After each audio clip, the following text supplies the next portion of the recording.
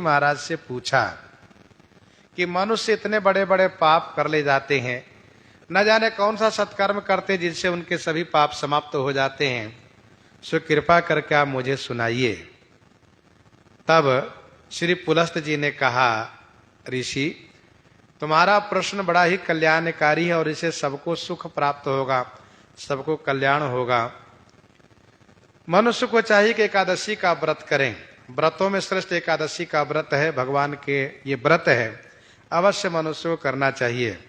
जहां तक माघ कृष्ण पक्ष खटतिला एकादशी की बात रही तो उसमें पुष्य नक्षत्र में गोबर, कपास और तिल मिला करके कंडा तैयार करना चाहिए और उसी कंडे से एकादशी के दिन 108 बार हवन करना चाहिए।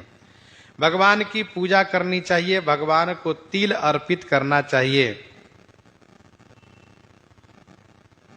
और तिल की प्रधानता होना चाहिए क्योंकि खटतिला एकादशी है। तिल पात्र हो, तिल भोजन हो, तिल स्नान हो, तिल दान हो, इस प्रकार से तिल का महत्व है। तिल छोड़ करके जल से स्नान करना चाहिए, तिल का उपटन होना चाहिए, तिल से हवन होना चाहिए, तिलोदक जल पान करना चाहिए, तिल का आहार करना चाहिए।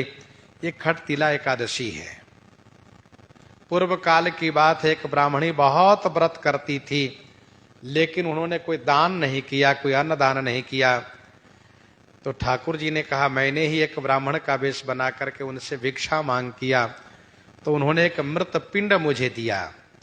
मैंने कहा कोई बात नहीं। जब वह मृत्यु को प्राप्त होकर के स्वर्ग में आई और उनका एक सुंदर स्थान मिला तो उन्होंने शिकायत किया कि भगवान ये बताइए कि सबके घर सामग्री से भरा हुआ है, मेरा घर खाली क्यों है।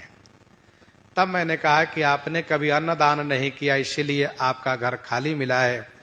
आपके दर्शन हेतु देवियां आएंगी और वह देवियां जब आएंगी तो आप दरवाजा बंद रखिए, उनसे खटतिला एकादशी की महिमा श्रवण कीजिए और उस व्रत को आप समझिए, व्रत कीजिए। उस एकादशी के व्रत के प्रभाव से आपका मनोरथ पूरा होगा, आप जो चाहिएगा सब आपको प्राप्त होगा।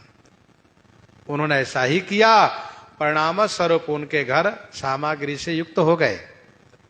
भगवान श्री कृष्ण चंद्र जी ने कहा, राजन यह है एकादशी का व्रत, मनुष्य मात्र को अवश्य करना ही चाहिए।